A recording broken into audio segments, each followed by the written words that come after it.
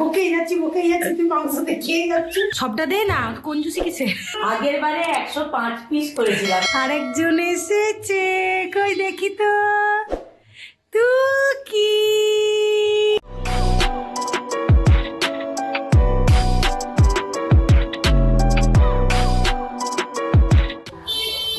উফ, 3:30 বাজে এখনো মানে প্যাকে শেষ হচ্ছে না। Hi guys, namaste and welcome back to my channel again. আজকে মারাত্মক ঠান্ডা, বাইরে বৃষ্টি পড়ছে, আর আজকে আমাদের ঠান্ডার জন্য দেখছো আজকে আমাদের মেনু হচ্ছে মটরশুঁটির কচুরি সাথে কষা মাংস।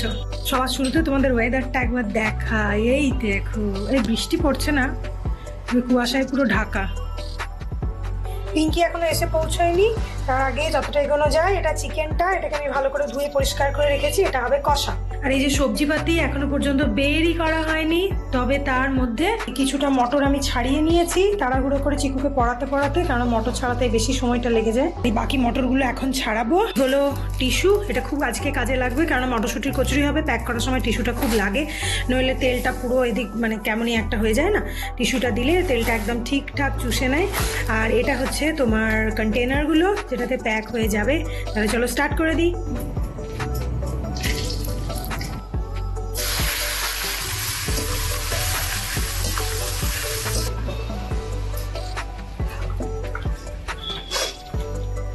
আজকে আমরা আবার লেটে চলছি।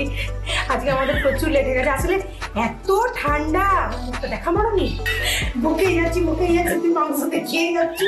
এত ঠান্ডা, বাইরে ঝমঝম বৃষ্টি হচ্ছে। মরণি আসতে পারে না, আমি ভিজে এলাম। হ্যাঁ রে, নিজের ঘরটার ভিতরে আর কি কষ্টটা বল। বৃষ্টি লাগা মানে আশা রাখছি আজকেও আমরা টাইমেই দিতে পারবো। এখন আমি মাংসটাকে ম্যারিনেট করলাম, আদা রসুন। এবার এটাকে দেখা, মাংস দেখা। এটা এখন মাংসটাকে ম্যারিনেট করলাম টক দই, আদা রসুন বাটা, কাশ্মীরি লাল লঙ্কার গুঁড়ো দিয়ে। এটা 8 ঘন্টা থাকবে। আর ওদিকে তো এবার আমাকে দেখা,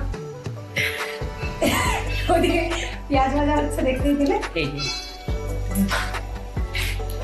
এবারে আবার ছবে আমাকে দেখা, বলতে দে বাবা। দেখো কেমন করে, দেখো শুয়ে গেছে। ব্যাপারটা হচ্ছে যে এটা পুরোটা গ্রেভি করে তারপর মাংসটা দেবো, যখন দেবো তখন দেখো। ঠিক আছে, চলো। শুয়ে গিয়ে ঘোড়ার মধ্যে ঢুকে গিয়ে তবুও দেখ। মশলাটা অলমোস্ট তেল ছেড়ে দিয়েছে। এবার এই যে ম্যারিনেট করে রেখেছিলাম মাংসটা, এটাকে এর সাথে মিশিয়ে দেবো। তবে তার আগে একটুখানি জল দেবো, কারণ তলায় একটুখানি লেগে যাচ্ছে। মশলা আমার ডান একদমই। এবার আমি এর মধ্যে দিয়ে দেবো মাংসটা।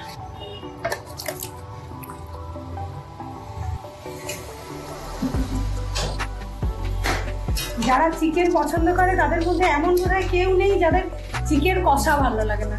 সবাই আর চিকেন কষা বিরাট ভালো লাগে। তোর আগে যখন বাড়িতে চিকেন কষা হতো, বাটি নিয়ে আমরা পিছনেই আমি একাই তো পিছনেই দাঁড়িয়ে থাকতাম। চিকেন কষা হলেই 2 পিস দিত, খেতাম, তারপর দুপুরবেলা অন্য।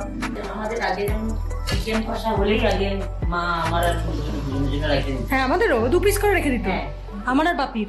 আমি শুধুই খেয়ে নিতাম। হ্যাঁ, শুধুই খেতাম, আর এরা আবার রুটি দিয়ে খেত। মটরশুঁটিগুলোকে ভাপাতে দিয়েছিলাম, ভাপানো হয়ে গেছে মোটামুটি। এবার এগুলোকে একটা পেস্ট বানাবো আদা দিয়ে, তারপর পুরটা রেডি করবো। এই মিক্সির বড় বাটিটাতেই ঢেলে নিচ্ছি। কালারটা কিন্তু বাম্পার এসছে, বল, অসাধারণ কালার এসছে, গন্ধটাও ভালো উঠেছে। সবটা দে না, কঞ্জুসি কিসে? পুরোটা দেবো তো, দাঁড়া ছড়ি দেবো। কি করেছে দেখতে হবে তো। কে তুই? আরেকজন এসেছে, কই দেখি তো। তুই কি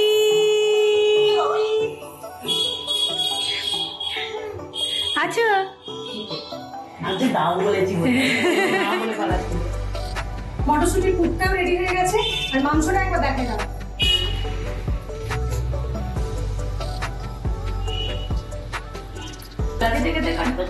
হ্যাঁ, খেতে তো হবে, নইলে এনার্জিটা কোথা থেকে পাবো, তাই না? তো আমাদের মটরশুঁটির কচুরির পুর ভরে এখন বেলে তারপর একদম ছাঁকা হয়ে যাবে। আপাতত 6:45 বাজে, 7টার মধ্যে ডেলিভারি আছে, আশা করছি হয়ে যাবে। ওই 80 পিস মতো মটরশুঁটির কচুরি আছে, দেখা যাক আমরা কতদূর কী করতে পারি। আর যদি চিকেনটা রেডি হয়ে গেছে বলে আমাদের অতটা ঝামেলা কিছু নেই। আগের বারে 105 পিস করেছিলাম, এইবারে 80 পিস, ওই জন্য আমাদের একটু মানে মনে হচ্ছে চাপ কম কম।